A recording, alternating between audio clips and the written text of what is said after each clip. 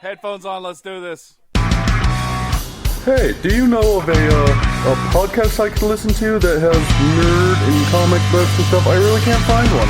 I say, you ever heard of the Nerd Dome podcast?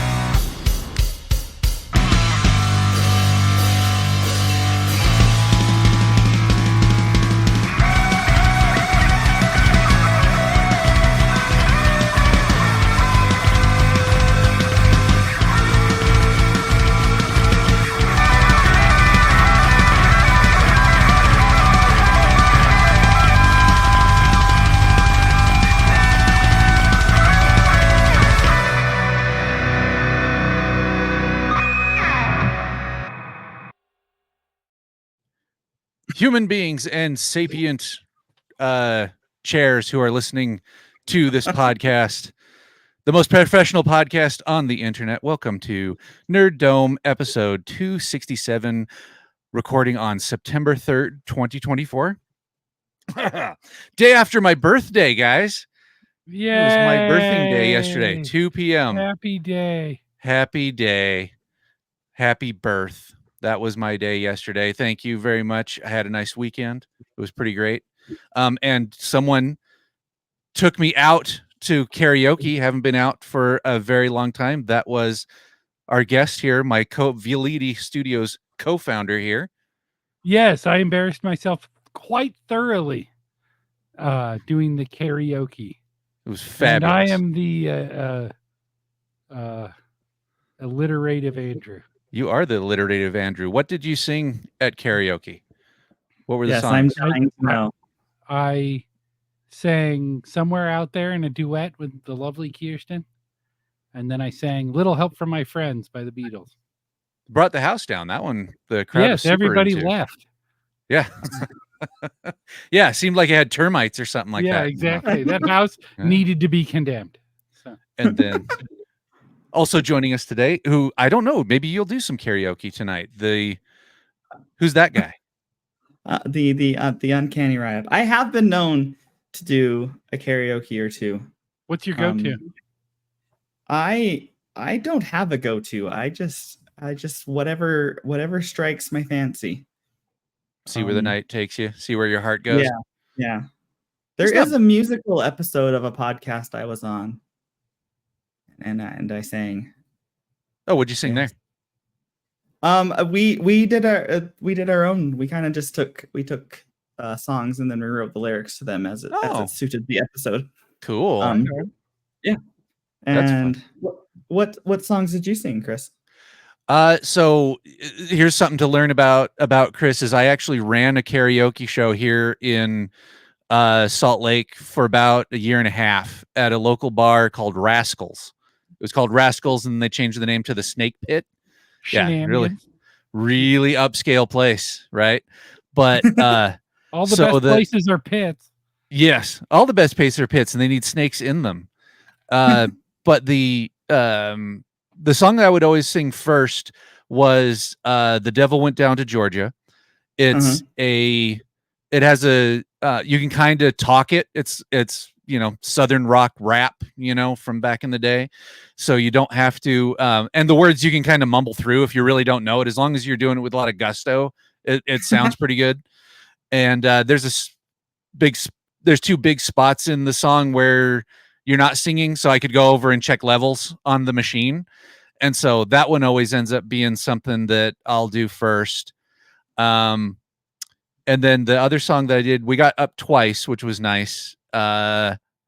Billy Idol's Dancing with Myself. That's one of my favorites to do. Mm-hmm. I will sing that in my car by myself. I love that one. Funny thing though, realizing having not gone to a karaoke or gone to a bar in a really long time, starting to see my age out in the audience, right? Because I would sing that song and the whole crowd was like, yeah, right, Billy Idol, woo, Looked out in the crowd today, like my friends, you know what I mean, over on the table, my family members are over there, 2 other people in the audience for my age people. But then there was a couple of folks who got up. There were 2 or 3 singers there that were like, kind of slumming it at the bar, you know what I mean? Like really, really good singers. but there was a couple of guys who did some more modern, and I don't even know who the bands were. I'm like, who the hell is this? But they had the whole place rocking, and it was new stuff. And boy, did I feel like the guy who chose the wrong grail at the end of Indiana Jones, right? Sitting there looking at all these people having so much fun singing a song that I'm like, who's the singer? Who's this Elvis character? This is all this music, you know? I felt so bad. That sucked. And then I sat there and I thought about it, and I was like, man, I really should have thought of something else that the crowd could have sung along with. But I'm in a time warp, right? Like when I ran that karaoke show, it was around the year 2000. No, it was about 2004, something like that, right? I mean, that was 20 years ago. And so when I'm starting to think of like, oh, you know what songs everybody's in the audience is going to know? Margaritaville. And I'm like, oh my God, so old. You know what I mean? So yeah, I haven't updated my karaoke songs. So I think, the karaoke machines, they're not very expensive on the internet. So I'm thinking I'm going to need to get one, and then we'll just have get-togethers, right? Like it's a portable system, and then just someone will volunteer a place and then set it up in a garage, right? And then just have like a karaoke thing, and then we'll practice. And then when we actually go out to the bar, you can impress a little bit, you know, get updated on what everybody's singing, or get a group of people that are my age so that they know what the hell I'm doing, right? Yeah, there you go. So yeah. How about you guys? How was your weekend? Your Labor Day weekend. Happy holiday weekend. Did you guys labor, or did you take it easy? I watched a movie. We watched M by Fritz Lang. Peter Lorre in German. Pretty good. About a child murderer. So and then how the town bands together to catch him. Cool. Yeah. It's a classic. Makes the song Hall of the Mountain King even creepier because he's whistling it as he's stalking kids to kill them. Ooh. Yeah. Delightful. Yeah, happy Labor Day. Cool, man. Yeah. We went and saw the Savannah Bananas baseball game. So if you haven't heard of them, they're I've been best describing them as like the Harlem Globetrotters of the baseball. Yes, I've seen They do, TikToks like, of these guys. Yeah, they do all the TikTok dances in their games, and that was super fun. And then I also went to Oktoberfest yesterday, and that was fun. Okay. Yeah. And then also I recently saw Alien Romulus. Oh, perfect. Awesome. Yes. We'll get to your review in just a second here. Cool. But no, that's a good one to keep on there. As a matter of fact, you know what? Why don't we just start with your review? That's a good segue into it. Segue into review. Tell us about the latest Ridley Scott. Ridley Scott directed this one? Yeah. Tell us about that. What'd you think? I have been a lifelong Alien movie fan. Alien movies are monster movies to me. I do not really get scared at monster movies. I enjoy monster movies. I have never been so scared in an Alien movie. It really scared me. Like I was jumping, I was screaming. It was great. It was really scary. The cast it's a young cast. They're really good. The only person I recognize in the cast is if you've seen Shadow and Bone on Netflix. There's the male main character in that is a main character in this movie. But they all do really good.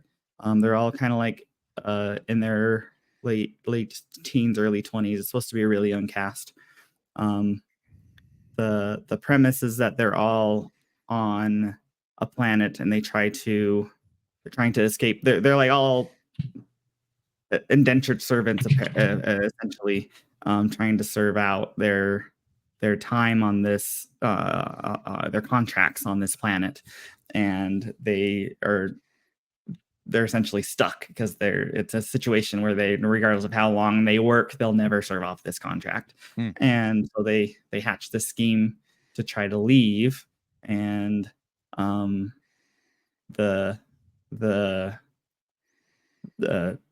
place where they try to get resources from happens to be a Wayland company ship that happened, and then alien wackiness ensues. So yeah, it was really good. It does tie into the very, very first Alien, which was really cool.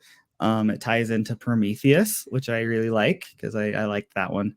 And so yeah, I like the interconnective tissue kind of stuff, and it was very scary for me. I don't know if I'm just getting old and easily scared more, but Well, yeah, it what's was really- something that scared you recently that you shouldn't be scared of? Like, did the Willow miniseries on Disney Plus really rattle you? Or no. no? I can't remember. Like, let's see. The Quiet Place #2. That one, there were some parts of that one that got to me pretty good. What else? What's the other thing that was recent that I was pretty scared at? I don't know. I saw a good one recently called XX. It's a anthology of horror films, all female directors. Pretty good. There's a good one that really creeped me out with a kid just stopped eating. Mom trying to deal with it. Yeah, it's scary. The director of Alien Romulus is Fede Alvarez, and he actually wrote the remake of The Evil Dead that came out in 2013. Wrote Don't Breathe. Did you watch that one? The horror movie? Mm-mm. Ryan? Okay. It's pretty good. Not- 2016. Yeah. Check out Don't Breathe. And he also he's credited with the story of the 2022 Texas Chainsaw Massacre, which sounds like he wrote it and then somebody else like rewrote it and they pushed him down one credit so he wouldn't get as much money. But it also sounds like it, because most of his stuff, as a horror movie fan, you know that on IMDb and stuff like that, there's kind of a ceiling for horror movies, right? Like a 7 horror movie is like a 10 regular movie of anything else, right? Yeah. Yeah. And so a lot of his horror movies are at like 6 and 7s, which means it's a pretty good horror movie, right? So Right. this is his, I think this looks like a directorial maybe debut. No, he directed Don't Breathe as well. So, and Evil Dead. So yeah, he's kind of like he writes and directs his own stuff. I heard a lot of this one also takes a lot of its lead from the video game, from Isolation, which is supposed to be a terrifying video game and really good chapter of the Aliens universe as well. Local comic book. I'll throw this argument out to you. Local comic book owner Greg Gage, friend of ours, owns Black Cat Comics in Salt Lake or in Sugar House, Utah. He's a huge horror movie fan as well. And whenever we have a discussion about Aliens or the Aliens franchise, right, and all the Aliens movies, and he says he likes the Aliens movie as a movie, but he says it's not. He doesn't consider it a good alien movie because it is more of a action hero type of movie, where the humans actually have a chance against the monster. Where if you contrast it against the original one, where everybody was running scared from the alien because like there was the only way to survive was to run away from it, right? Mm-hmm. How do you fall on that in the tone of these movies for the Alien franchise? For like this movie specific, this new one, or anywhere in there, like do you feel like that they kind of like lose their should it be more on the horror side of it, more on the sci-fi side of it, more on the action side of it? Which ones do you like better? I like the ones where it's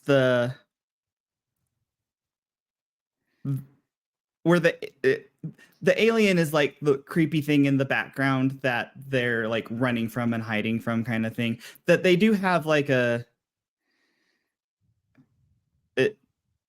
best, like they do have like a fighting chance against it, but it's rare. Like they can't, like the best strategy is to get away. But like it's that the creature is the thing that's like hiding around and really kind of like hunting them kind of thing. Where it jumps out, like it's like the jump scares can be pretty good, and where it's the thing I liked about the original one is that it was just so unknown. Like, what the hell is happening? Like, what is this thing? That was really, really cool. The thing that's kind of lost is like, if there's not really something unexpected anymore in a lot of the Alien movies, because the rules are well defined, the mythos is well defined. It's like we know what happens. There's the face hugger, and then it implants the thing, and then it pops out of the chest. Like that's all very like there's no mystery behind that anymore, which I thought was a really good part of that. But well, my favorite thing about the first one when watching for the first time, you don't know what's going to happen. Yeah. But as far as like what my favorite ones tend to be, like it's the cat and mouse kind of game with the alien, where they can hurt the thing and they do have a chance, but the best strategy is always to run away. No, that's cool. How about you, Andrew? Do you have a side you file on that? Oh, I love those movies. I grew up with them. My grandmother would watch us every weekend and take us to Blockbuster Video, an old sentence. And we would get Johnny Dangerously and Aliens every week and wore those out. So, yeah, no, big fan. I just need to go see Romulus. But yeah, no, I like those movies. One of the things coming from the comic book side of Aliens, right? Like it was an early comic. Dark Horse Comics actually came out with this, was like a licensed comic where they could kind of explore the universe, and they had the Aliens versus Predator, like big crossover that was a huge deal that was like only in the comic books, right?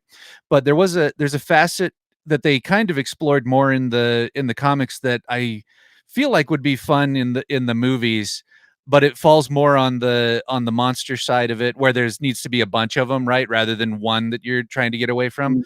But it's more where it's taking on the genetic features of whatever thing it has birthed itself from. Whereas like if the face hugger gets a hold of a shark, it should have fins and you know what I mean, and be really good in water or something like that. Or if it's some other kind of animal, it should have like some of those animal characteristics.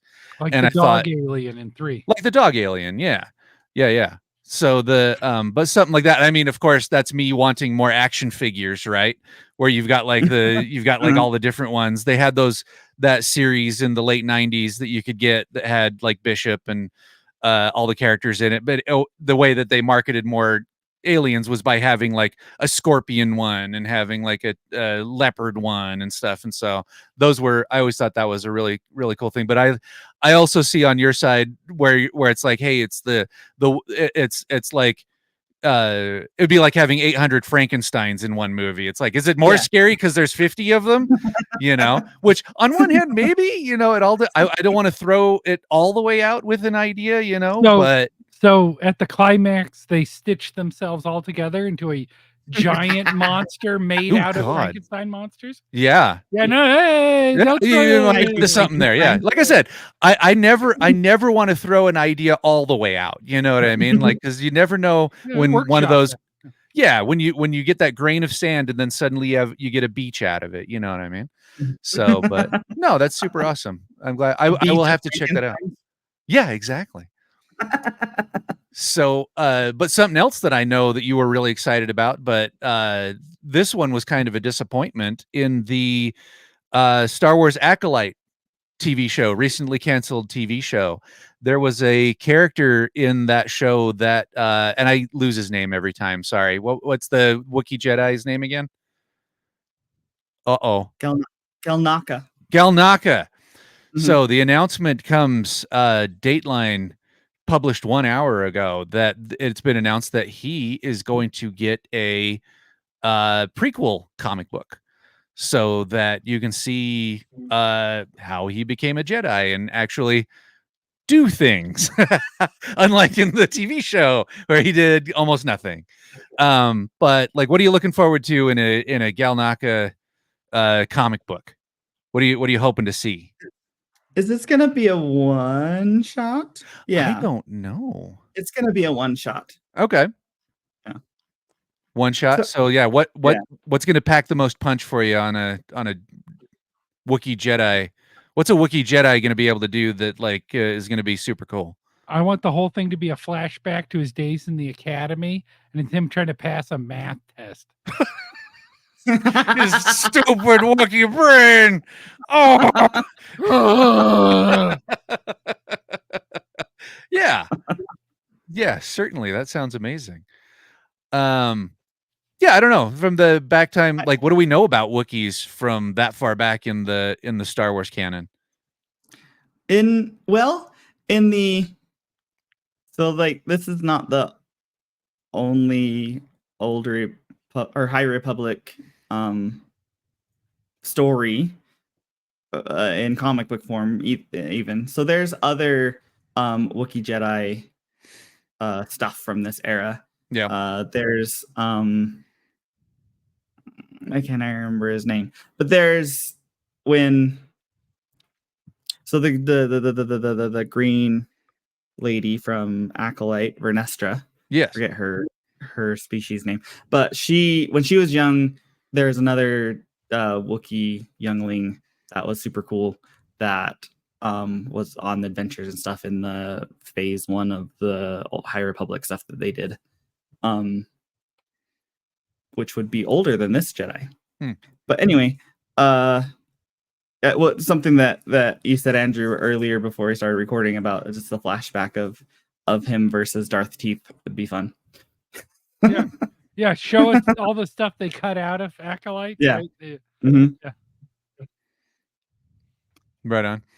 So you'll be first in line when that comes out, yeah? Yeah, sure. First in line. Yeah, sure. Why not? I'm more interested in that Avengers versus the Aliens comic that came out recently. Yeah, back to gonna have to check Krakoa that. for one of those stories, I understand. So check that one out. Yeah, Black Panther fighting xenomorphs. yeah, I might check that out. Yeah. yeah. I quite like a good crossover. Yeah. Um, They just need to throw the mask in there too. from Dark Horse. Yeah, smoking that guy. Yeah. But the early comic accurate one, right? The Where murder it's one. the murder one. Yeah, we were talking about this the other day with the success of the R-rated Deadpool movie. I'm surprised that there's not more people who are looking through their catalog, like what R-rated, breaking the fourth wall, invulnerable character, and it's like he's right in front of you guys. You know what I mean? Like you own this. I'm 100% sure. Concrete, right? Yeah, exactly. Concrete. You could make an appearance in that one. It'd be great. Okay, so speaking of crossovers, this has nothing to do with that. Dateline September 3rd, as being reported by bleedingcool.com. Rob Liefeld apologizes to Shelby Robertson. Comic book creator Shelby Robertson is the creator of comic books such as Fem 5, Latex Alice, and Dark Shrine. He's artist on Morbid Angel, Pencil on Chapel, Stargate, and Full Metal Fiction.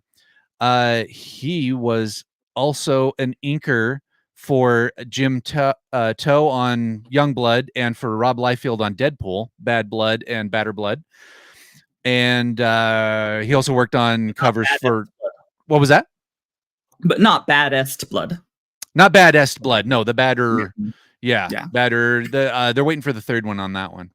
Yeah, he was an inker on Baby Teeth, and he was also on the Image titles Brigade, which is the by Rob Liefeld, which is the subject of this report here. So Shelby Robertson took to social media and said that there are orders for this Bloodstripe book, and he's not credited in the book. And so he took to social media to let people know that he said, this is my 30th year as a comic book pro.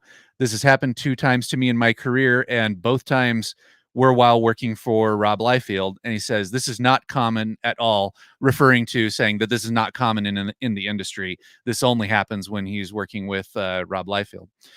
And this, it says, yo, at Image Comics, forget something. And Rob Liefeld. So Shelby Robertson worked with Rob Liefeld on and off since the 90s. Rob Liefeld has this stable of like inkers and artists who work with his studio. He kind of taught them his style, and they make comic books. They made comic books for years under the Awesome Comics what do you call it, imprint. And Rob Liefeld, not one to usually apologize for anything, got onto social media and said, I apologize, take full responsibility for not catching that, and I'll rectify it on additional printings. So it'll never be printed again. Oh, sorry, I'm lost. I can't hear you.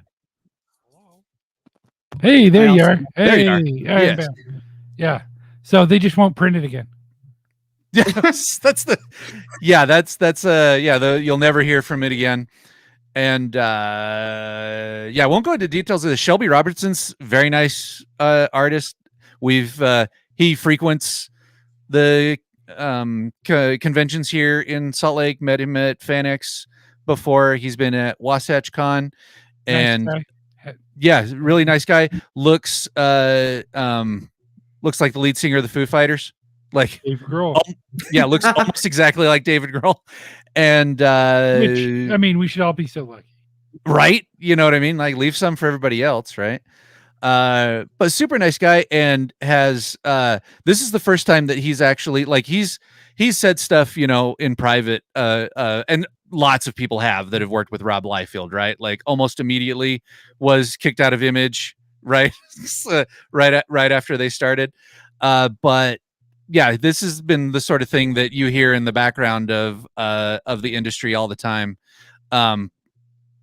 in this situation, right? Like, I'm glad that he called him out, and that hopefully it's getting taken care of. My bigger deal is did he get paid? Right? Like, whatever, have your name on the book. Great. Did you get all the money you were supposed to get? You know what I mean? He didn't mention that, but hopefully that's what we want. Andrew and I, not to, act like we're the best people ever, even though we are. Any artists that we work with, we are very transparent with them about how they're going to be credited, how they're going to be paid, all that sort of stuff. You know what I mean? And we'll let them know. Like, it's frustrating to see somebody who is like, and maybe this was just an oversight, you know what I mean? But whatever. But it just in general, not talking about anybody specifically, it's frustrating to see if there's a successful creator who is like bringing someone in like that, and then just like, it's like, you got the money, you know what I mean? Like, why is that the problem? And you should be able to credit everybody and celebrate the people that you worked with to make your great artwork, you know what I mean? But I don't know. What do you guys think? Yes, I believe artists deserve all the credit they deserve. I have this feeling that he can't be the only person that Rob Liefeld's done this to. Yeah. He Yeah, just can't certainly be. not. Where there's smoke, there's fire. You know what I mean? Nobody else has said something. Hopefully, if this is one of those things where, I don't know, you don't want to say anything about a person in power because you're worried about the ramifications from it, right? So hopefully, if there is someone out there else who feels like they want to say something, do it, because it looks like something came of it from this time. So good for him. If you get a chance to see Shelby at a show, go say hi, because he is a super nice guy, and his artwork is fantastic. So go check it out and support him and his work. Speaking of more comic book stuff here, again, Dateline on Bleeding Cool reported September 2nd that Kitty Pryde, you've heard of her from the X-Men, yes? It's a character, been around for a while. Shadowcat. Maybe you know her by that. Shadowcat. You mean Sprite? Sprite. Yeah. Oh gosh. Ariel. That's why you guys didn't know when I was saying it at first. She's a deep cut. She's a deep cut character. Maybe you don't know what this is. So apparently, I have no clue who Shadowcat is. Continue. No clue. Yeah, you're gonna check out for the rest of this discussion here with this. I don't know who that is. Sounds dumb. So Kitty Pryde's bisexuality is apparently confirmed in Exceptional X-Men #1 ending speculation with textual evidence. There was But- textual evidence back in the Krakoa era too. This sounds like a tell people supposed now. You news just sit there, tell people about it. leak. No, look it up. No, No. no, it was in Marauders when they brought her back to life. Yeah, it might even be over here. Hold on. So they talk about in this one that is she is actually going to go on a date with a female character, Mhm. and but is actually stood up on that date. No Right? one stands up Kate Pride. That's what it seems. That seems terrible. Like it sure seems. I was so like I know you're saying this. This is wonder if Here's this is the issue. there. You go. Yeah. So it is. You guys were saying when we were talking beforehand, you said that one might have been able to be played off as a phase or as an experiment or something like That that. was me being sarcastic. Yeah. Okay. All right. Yeah, I Chris, didn't you're the read only it. one. Chris, you're the only one that has a problem with this. This is, you know what?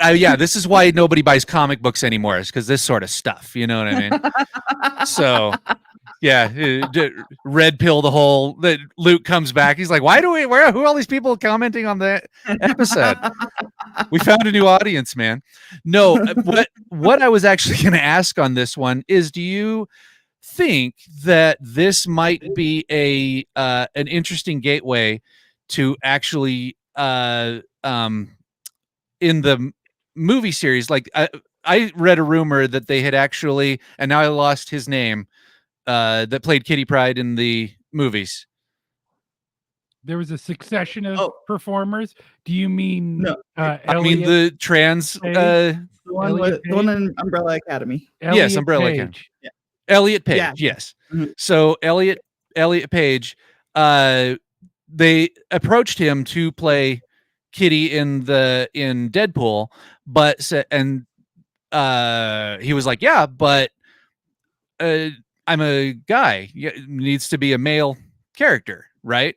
And so, do you think this is somewhere where it could be a avenue, right, to that in the comic books, where this is the exploration of her as a character, where she's like, oh, I didn't realize that I'm not. It's not that just that I'm bi, that I actually want to be like male presenting.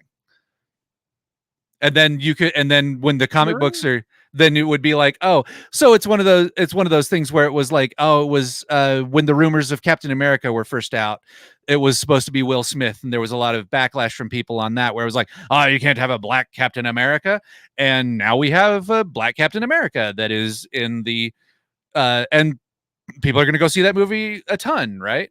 And that was first in the comic books, right, where they had and there's been a whole bunch of black Captain Americas, right? But I thought this might be another way to say, hey, this might be something that we could move into the comic books, and then it's another thing that could move into the movies.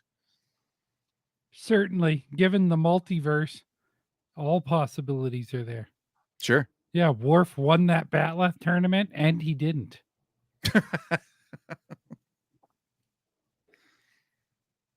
Cool. Well, Sure. you're just gonna go run out to gonna get Exceptional X-Men on your hold now to find out what the stunning Yeah. outcome to this is, or do you Yeah. think they're gonna just walk away from it again? Do you Yeah, think probably? I'll just read Excalibur where it's subtext. there you go. You don't like the And then super she'll text? she'll wake up and it was all just a dream. Right. But Right. yeah, that isn't to say that like the we're not trying to confuse bisexuality with transgender. Certainly not. And it would be yeah. yeah. But like in the multiverse and whatnot, and I think that would have been a fantastic idea had they pursued, and if they're going to pursue Elliot reprising their role as Shadowcat, in the whole multiverse thing. I think that would be a fantastic idea. I think that would be super cool, super fun. Okay, you guys, when you think of awesome 90s comics, 90s titles, what in Marvel, what's some of your favorites? Ghost Rider. Darkhawk, New Warriors, Sleepwalker. The Marvel UK stuff like Mystech Wars. Is that extreme enough for you? What's your favorite one though? You haven't listed your favorite one though. Which was ForceWorks, right? Everyone's favorite 90s with your favorites, US Agent with Sentry, the with the big red Force, gauntlets. Yeah. yeah, with the Force shield. Yeah, was Scarlet Witch on that team? Yep. Yeah. So the Scarlet Witch was on ForceWorks. what was that? Scarlet Witch was on ForceWorks. Yeah, in the 90s one. In the one that was it Jay Lee that was drawing that? I can't remember who it was because it was either Jay Lee or it was someone aping his style. yeah, it was a very experimental, like 90, like not the 90s you're thinking of, like with the muscles and hash marks, but like a 90s, like I almost don't understand what's going on in the panel type of artwork. Did Bill Sienkiewicz do this? Yeah. I mean, experimental, you know what I mean? You got to try new things to see if it works, you know what I mean? And in this case, ForceWorks. So, but why do I bring up ForceWorks? So the creator, the writer, Tom Tenney of the creator of ForceWorks, needs people's help at the moment. Gentleman has been diagnosed with COPD and requires life-saving medications, and due to his copped, yep. Okay. And he faces he requires life-saving medications, and financial contributions are critical to keep him from being evicted from his apartment. So he is part of the side effect of the medical condition makes it difficult for him to do anything that would be like and he's a writer, so like try to do like artwork or commissions or something like that. It's not something that ends up something that he can do. So I will send Luke a link to his GoFundMe, and if you've got a chance, go read this up. And if you were a fan of ForceWorks and any of the titles that he used to work on, which were the Terminator, Robotech, Sam Slade, Nightwatch, DC Showcase, see if you have the means or whatnot, throw him a couple bucks. If you don't, help by sharing out the GoFundMe out on your social medias. So that one is that. There was a new trailer that dropped, and also, I know you're huge fans. You mentioned Darkhawk. I have an action figure of him right there, hidden in my X-Men. Oh, he's because they retconned him into Shi'ar, right? Yeah. Well, I don't think they did, but I stuck him in my Shi'ar. I think they did during War of Kings. Yeah, so he's tangentially X-Men now. Mm-hmm. I just really like him, and I just stuck him in there. Darkhawk's pretty great. Always had a cool look. Yes. Mm-hmm. I always loved the gauntlet that shot the claw so he could get up to glide. Yeah. Yeah, he's in that stable with Ghost Rider, where it's like he looks really cool. I can't name a single story that I love, but everything he was in, he looked really neat doing it.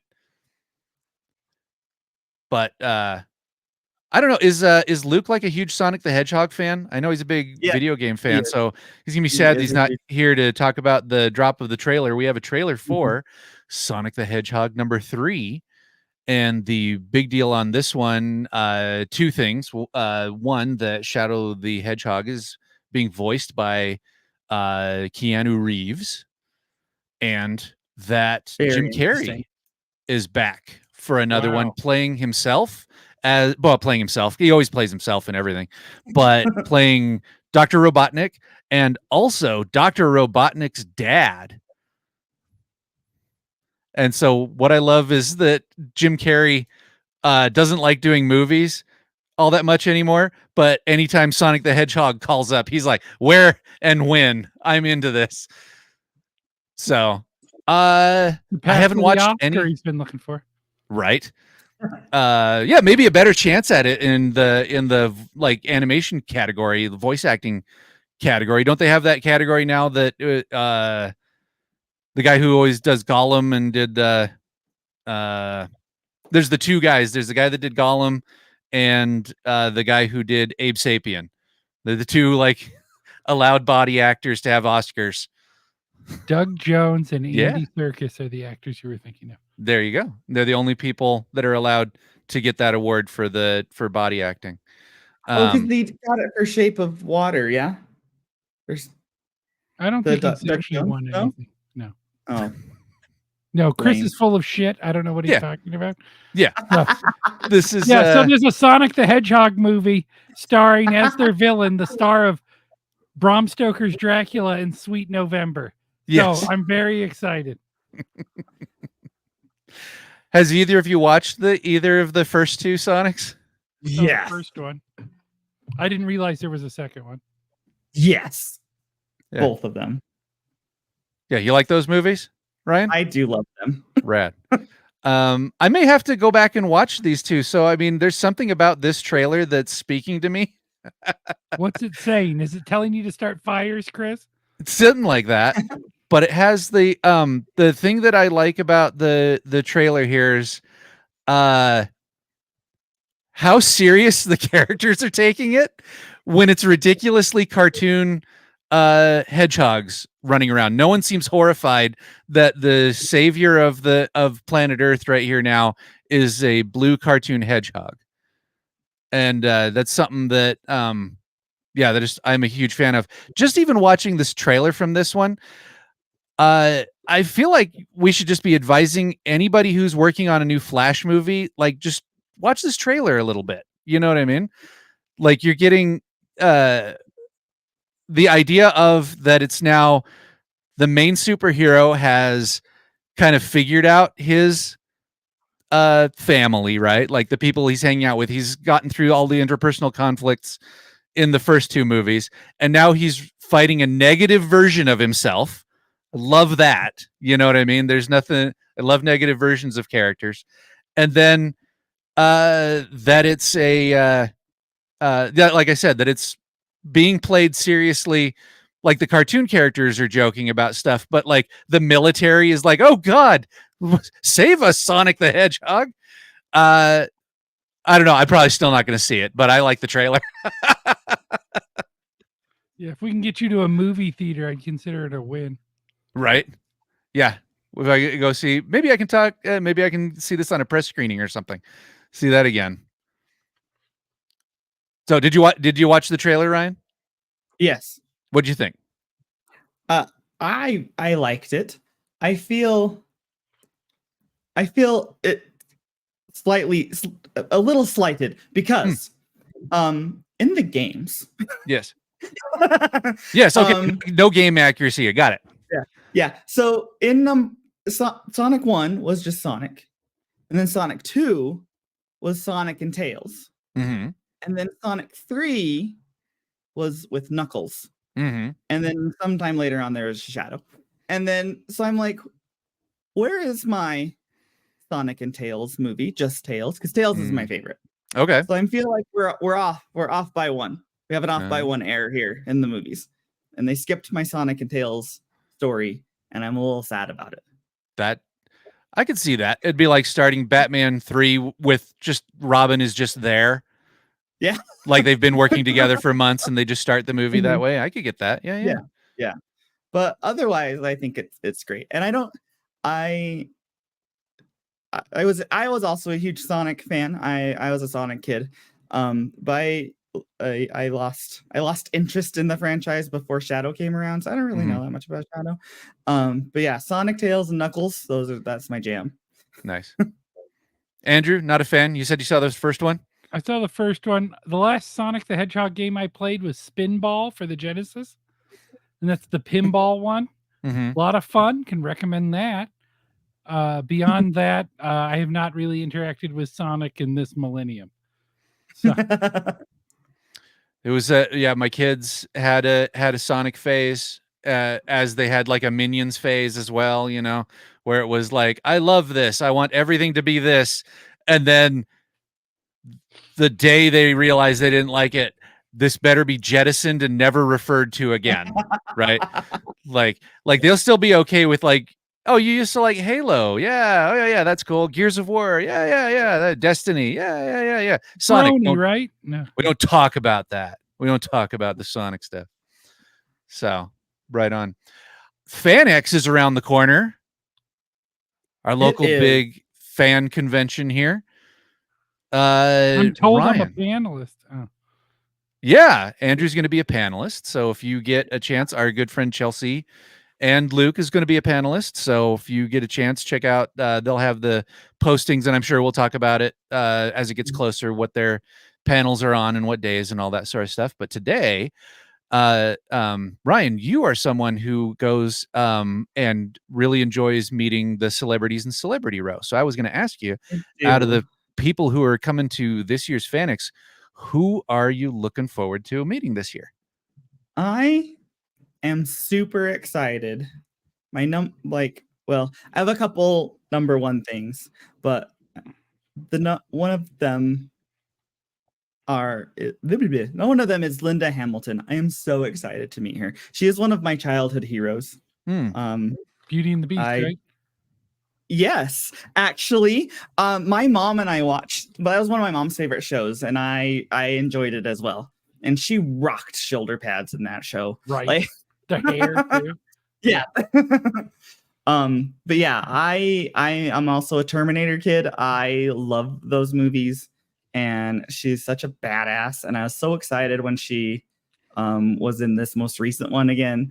I just love Linda Hamilton in some of the stuff that she's in. But yes, very much that Beauty and the Beast. When Ron Perlman was there, my mom was on vacation and didn't get to go. And so I go up to him, and I'm like, the first time he was there. The second time my mom got to meet him herself. But the first time I go up there, and I was like, there's tons of Hellboy stuff, which my mom actually likes Hellboy too. Very interesting coincidence, not just for Ron Perlman, but she actually is a fan of Hellboy. And so I'm like, where is your Beast stuff from Beauty and the Beast? Because there's nothing from that. And he just like looks at me weird. He's like, well, are you a fan of that? I said, yes, I watched that whole show with my mother. and I was like, this autograph's actually for her. She's a big fan of Hellboy too, but she really likes the Beauty and the Beast. And he's like, you're a good son. And I was like, oh, thanks. But yeah, so I'm gonna get a photo with my mom and I and Linda Hamilton. I'm very excited. That is fun. Yeah. And then I'm also super excited for Dominic Monaghan. My Hobbit collection will be complete. My 4th Hobbit. Very cool. And I'm super excited for their panel because that's the 4 Hobbits is going to be pretty funny, I imagine. Maybe they'll have a dwarf in there too because the super drunk. Gimli's coming. Huh? Yeah. They'll be super drunk. Yeah. Yes. Mm-hmm. And I also really like Gina Davis.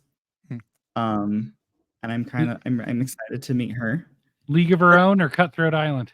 No, Earth Girls are easy. Beetlejuice. But yes, I also really like League of Their Own. But that's funny too, because that's one of my favorite sports movies.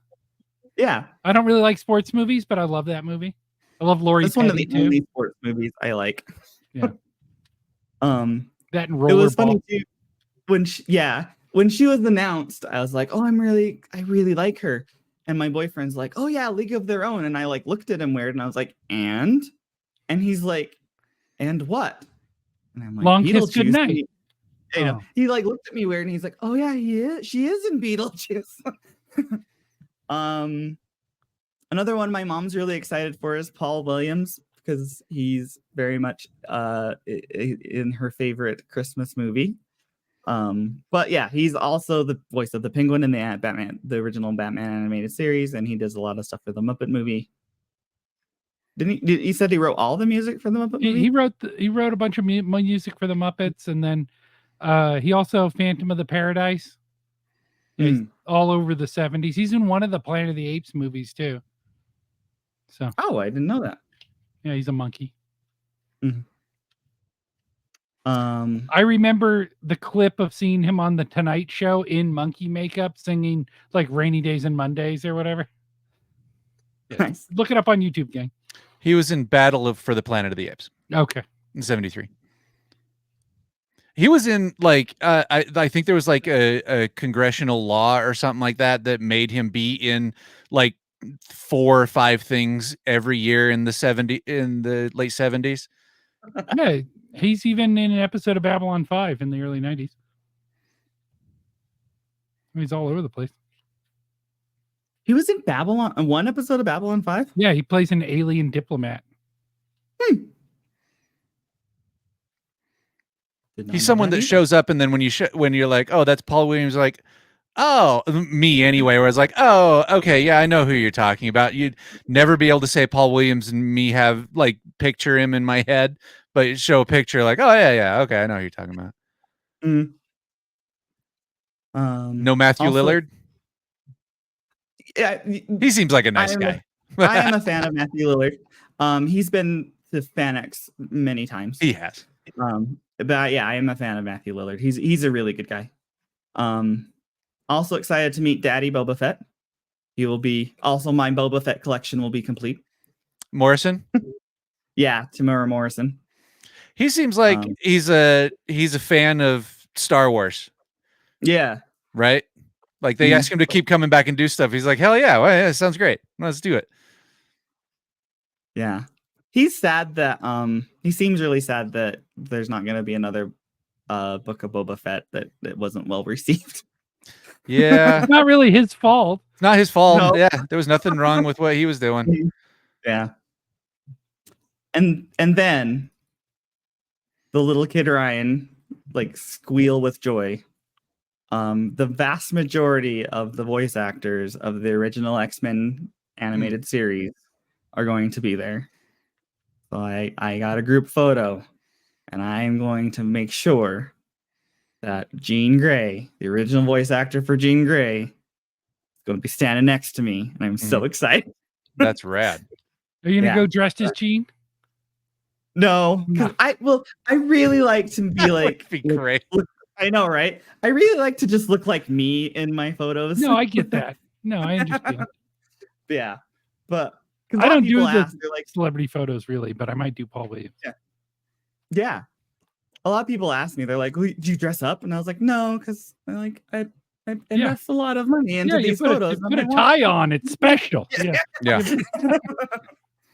No, what drives me yeah. nuts is when you look at it and the celebrities look like they are dressed in clothing that they found on the way to the venue, right? Like there was some pictures, and I think, and Michael Rooker seems like a really nice guy. He seems like he interacts with the fans and he's fun and stuff like that. But I've seen pictures of him where he has like a t-shirt, a red scarf, a hat with a brim twice as wide as his shoulders, and sunglasses on.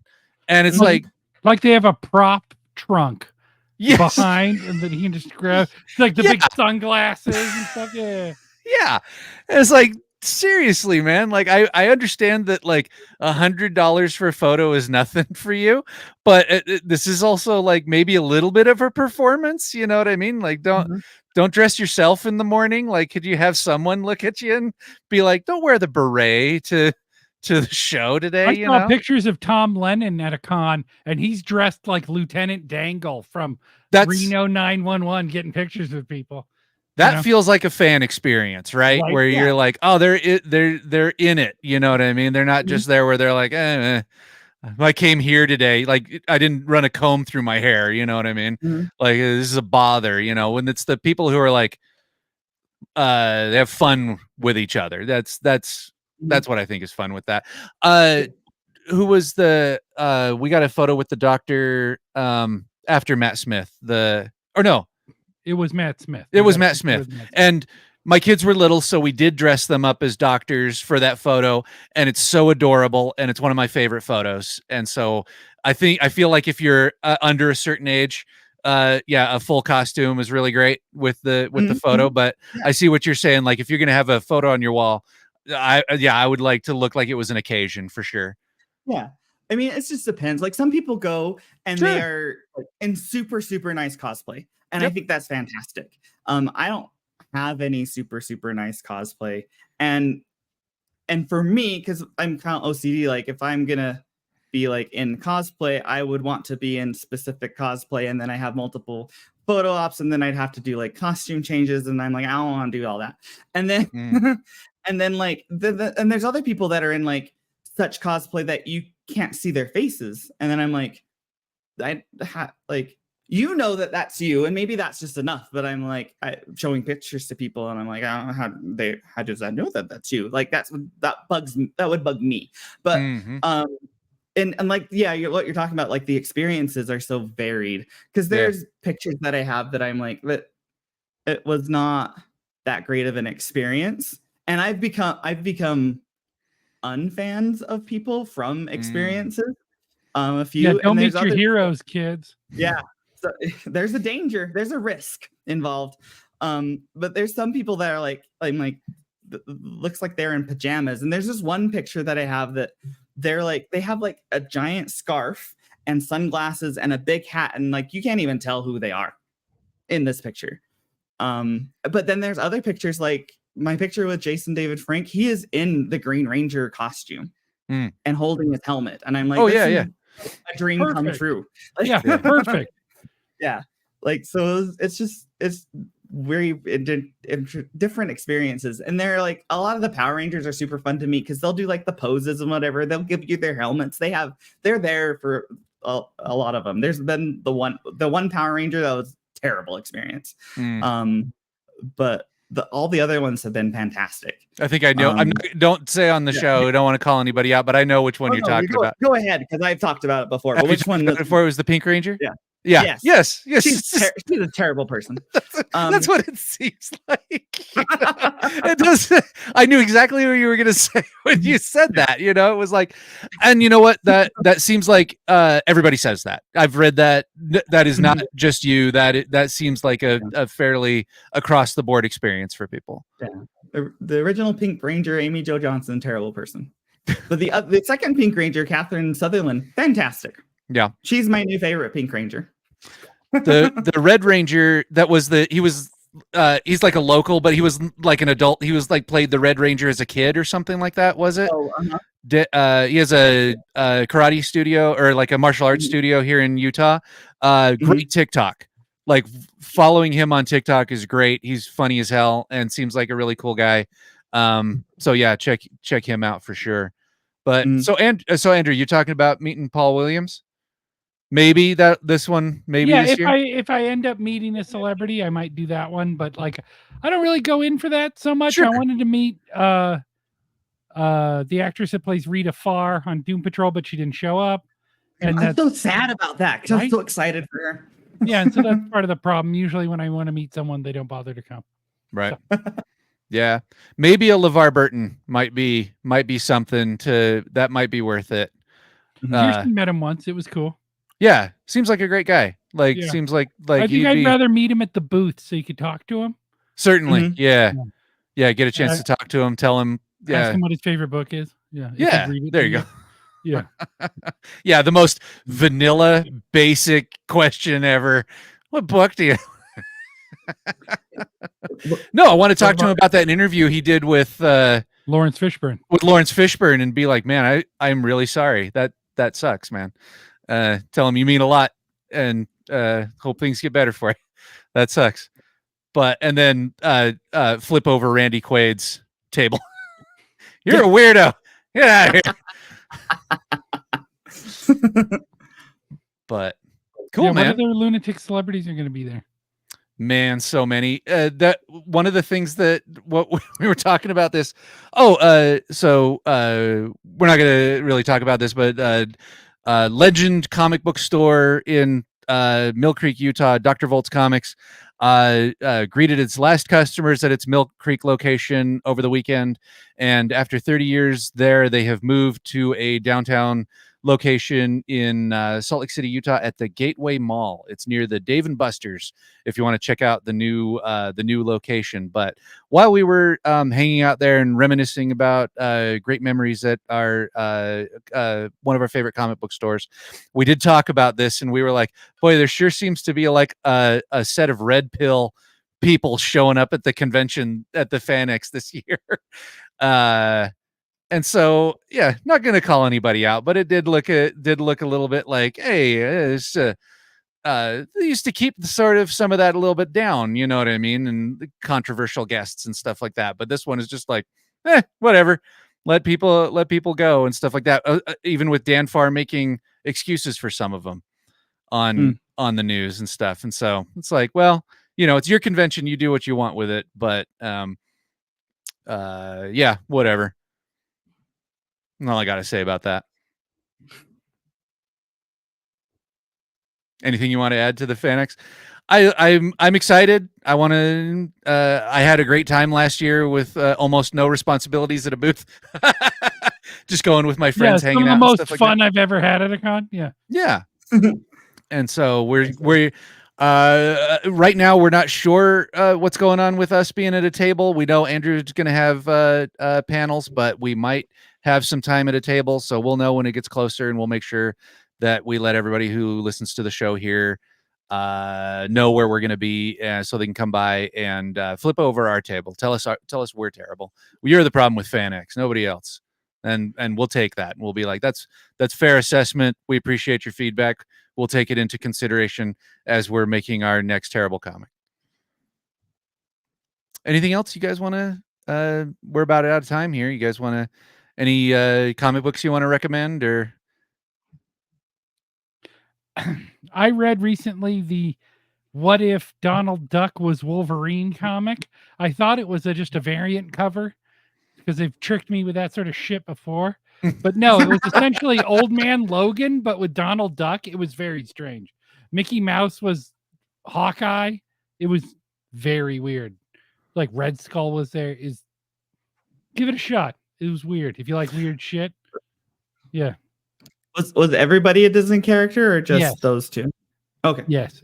Goofy shows up, and he's the Hulk, but he's not fighting. I don't know. It almost You're selling translates. Like your description, your tone is selling it one way, and your description is selling it another. Like there's the description of it. I'm like, this sounds badass.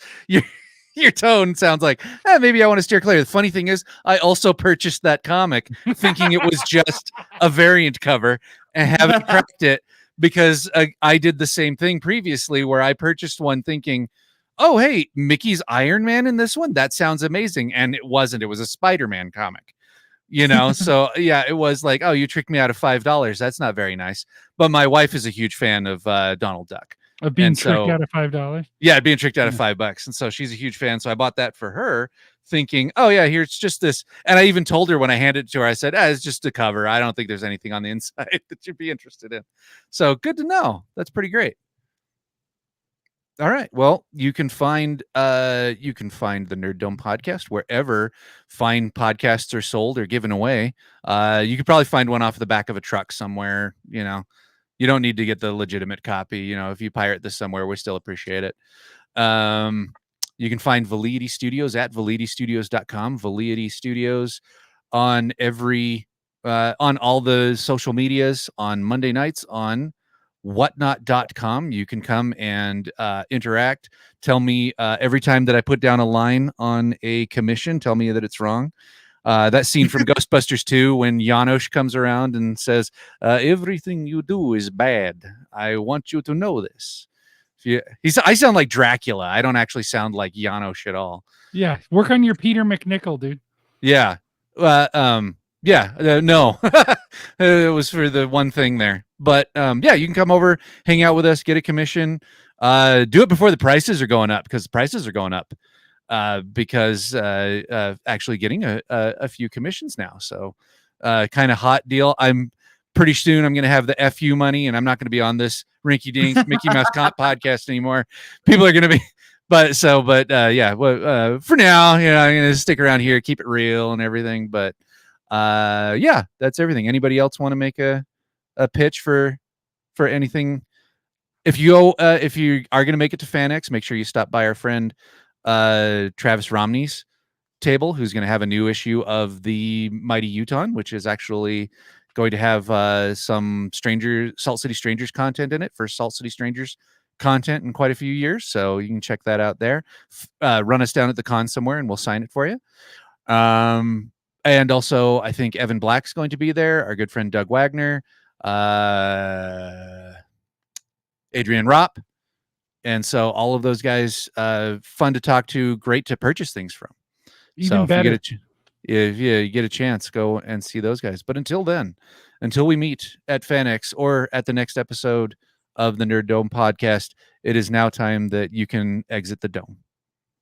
Don't forget to subscribe. Oh God. Fuck responsibility. I can see the whole time. Hail Hydra. There you go. I don't know what I'm supposed to say here, but is this your card? It was my card. Goodbye, everybody. Bye. Bye.